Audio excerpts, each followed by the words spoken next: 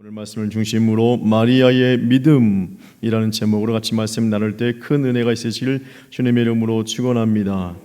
이 마리아 하면 여러 이 이름이 떠올려지게 되죠. 여러 여인이 떠올려지는데 우리 권사님 기도하신 것처럼, 근데 대표적인 마리아 하면 우리가 잘 알고 있는 예수님의 어머니 이제 마리아를 들 수 있을 것입니다. 그래서 오늘 말씀을 이제 우리가 보는 것처럼 마리아는 평범하면서도 이 비범한 인생을 살았던 여인이 바로 이 마리아라고 할 수 있는 것이죠.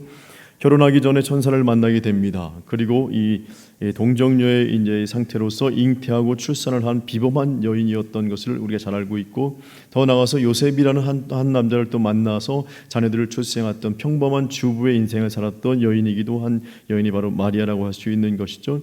예수님의 3년 동안의 모든 사역을 뒷받침해주고 같이 함께였으며 죽어서까지 무덤을 찾았던 어머니 마리아, 그 마리아의 믿음을 오늘 같이 한번 살펴보고자 하는데요. 이 믿음을 살펴볼 때 우리에게 귀한 은혜가 될 것입니다. 첫 번째 한번 볼까요? 첫 번째는 같이 한번 보겠습니다. 첫 번째는 시작. 홀로 살아갈 것에 대한 두려움을 극복한 선한 여인. 아멘. 이 마리아는 이 천사를 만나고 동정녀 상태에서 이제는 이 아기를 잉태하는 그 순간에 이제는 어떤 마음을 들게 되냐면, 나 이제 혼자 살 수밖에 없다, 나 혼자 살아야 되겠다라는 마음을 먹게 되는 겁니다. 즉 인생에 두려움이 있는 거죠. 그런데 하나님을 믿는 믿음이 견고히 세워져 있으니까 그 인생에 홀로 살아야 된다는 인생의 두려움을 극복하게 되는 것입니다. 자 보세요, 마리아도 자기가 이해되지 않습니다. 그래서 이 천사에게 이야기합니다. 저 남자 알지 못합니다. 남자 지금 정혼한 이 요셉이 있지만 요셉과 가까이 하지 않았습니다. 그런데 제가 어떻게 잉태합니까? 아기를 가집니까? 그런 일이 있을 수 없습니다. 그럴 때에 하나님이 성령으로서 그렇게 하신다, 하나님 말씀이 이루어지지 못할 것이 없다라고 할 때 말씀대로 하옵소서라고 하는데, 그 순간 몸의 이상함을 느끼게 이제 되는 것이죠. 그러면서 본인도 납득이 되지 않는데 정혼한 이 요셉이 납득이 되겠습니까? 요셉한테 그것을 이야기했을 때에 요셉도 난리가 나는 겁니다. 그러면서 이런 일이 일어난 적이 없었으니까 요셉 마음속에 이게 나를 사랑한다고 이야기하지만 이 정혼한 기간이 1년 정도 지나는데 이 기간을 참지 못하고 이 여인이 다른 남자를 만났구나, 어쩔 수 없다. 그래도 내가 이 여인을 미워하는 여인이 아니라 사랑하는 여인이니까 그래도 이 여인이 부정한 여인이라고 사람들한테 이야기해서 돌에 맞아 죽게 할 수 없고, 그냥 내가 조용하게 그냥 내가 이 여인을 물리쳤습니다, 이 여인과 파혼하겠습니다. 그래서 부모님 만나서 어르신들 다 만난 다음에 파혼하겠다고 조용히 이야기하고 이 여인에게서 내가 떠나야 되겠다, 그렇게 이제 생각을 하고 있었고, 그런 이중을 마리아한테 이야기했을 것입니다. 근데 마리아도 그것을 받아들였을 거예요 아마. 그러면서 요셉이 또 감사하다, 그래도 나를 이렇게 죽음에 몰아세우는 것이 아니라 그래도 나를 살리려고 이렇게 하고 있으니 그래, 요셉 말 따라서 조용하게 부모님께 말씀드려서 나를 잘 모르는 동네, 저 먼 동네에 가서 홀로 이 아이 낳고 그냥 살아야 되겠다라는 생각을 하고 있었을 것입니다. 그래서 마태복음 1장 19절 말씀을 보면 요셉이 이렇게 이야기하죠. 시작. 그의 남편 요셉은 위로운 사람이라 그를 드러내지 아니하고 가만히 끊고자 하여. 아멘. 이 요셉이 이제 자신을 떠나보내려는 것을 받아들이면서 이제 홀로 살 준비를 하고 있는 겁니다. 그런데 그 여인으로서 홀로 산다는 것이 만만치 않잖아요.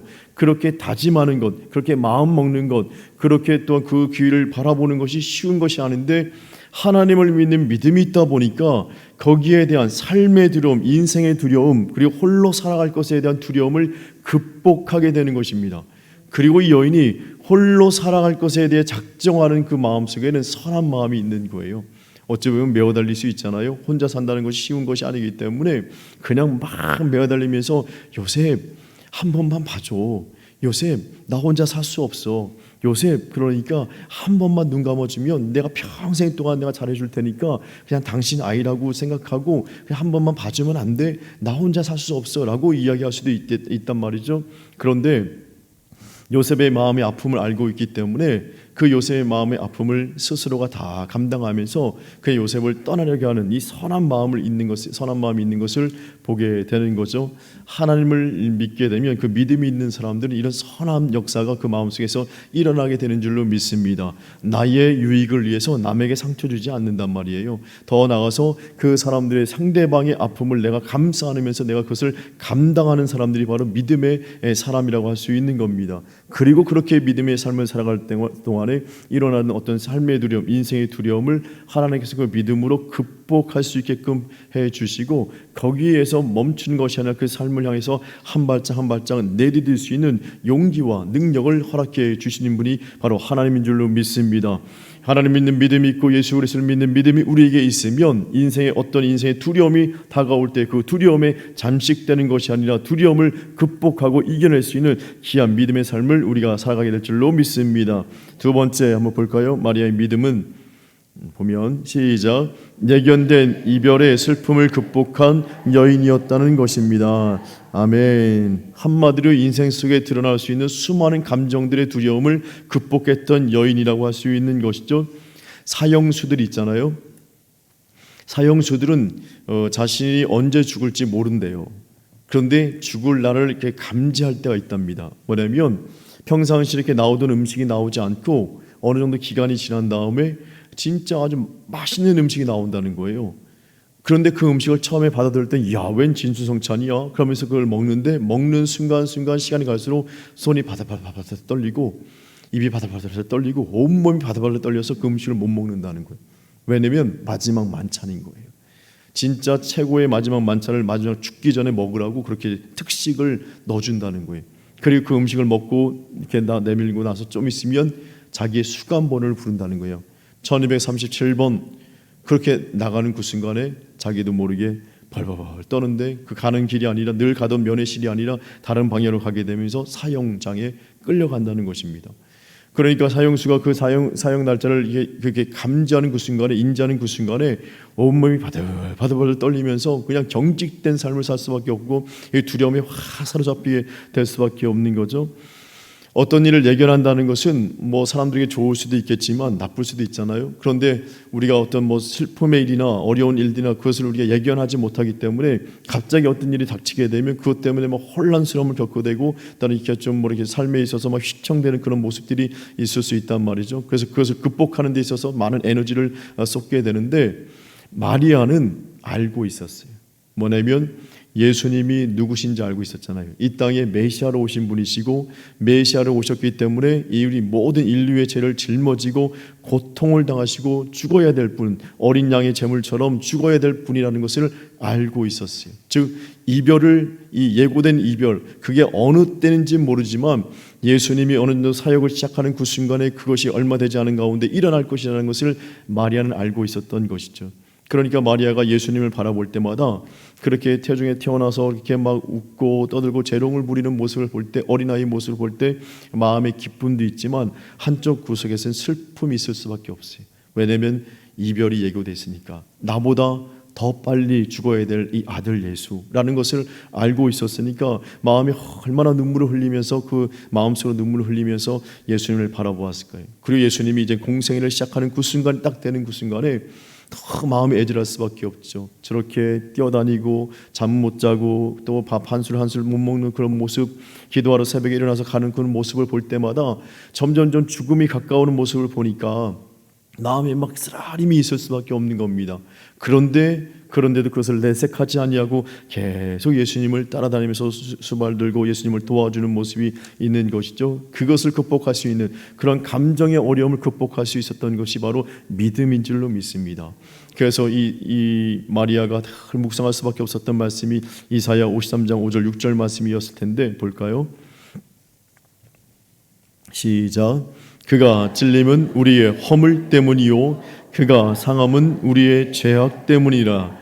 그가 징계를 받음으로 우리는 평안을 누리고 그가 채찍에 맞음으로 우리는 나음을 받았도다. 우리는 다 양 같아서 그릇 행하여 각기 제 길로 갔거늘 여호와께서는 우리 모두의 죄악을 그에게 담당시키셨도다. 아멘. 마리아는 이 땅 가운데 메시아가 어떻게 도래하고 메시아의 삶이 무엇인지를 알고 있었어요. 바로 오늘 말씀처럼 그가 찔림은이라고 이야기하죠. 그가 또한 상함은이라고 이야기하고 그가 징계를 받음으로라고 이야기하고 그가 채찍에 맞음으로라고 이야기하고 있지 않습니까? 그러니까 예수님의 그 마지막 삶의 여정이 어떠한지를 너무너무 잘 알고 있어요. 이별하는 것에 그냥 이별하는 것이 아니라 그가 채찍에 맞고 다음에 찔리고 다음에 징계를 받고 수많은 고통을 상함을 받을 수밖에 없는 그런 모습을 알고 있었던 거예요. 그러면서도 아마 마리아는 설마 십자가는 아니겠지. 그냥 채찍에 좀 맞고 어쩌면 사람들에게 좀 몰매를 좀 맞기도 하고 그런 징계를 받을 수 있겠지만 그러나 설마 십자가는 아니겠지. 그 끔찍한 고통을 받는 십자가는 아니겠지라고 아마 생각하고 있었을 거예요. 그러나 마지막 속에 십자가에 달리신 예수님을 바라보면 막 억장이 무너지지 않겠어요? 그리고 이제 예수님이 숨이 헐떡헐떡 넘어가는 그 모습을 보면서도 마음이 다 무너지게 되죠. 인생의 가장 막다른 골목에 이제 막다른 이 뒤에 있어서 예수님이 그 자신을 바라보면서 자신의 제자에게 자신을 부탁하는 그 모습을 말을 들으면서도 얼마나 마음에 슬픔이 있었겠어요. 그런데 마리아는 그 슬픔을 극복합니다. 마리아는 그 슬픔을 극복한 가운데 그 다음 날에 무덤을 찾는 모습이 있었던 것이죠. 마음이 단단한 모습이 있는 것이죠.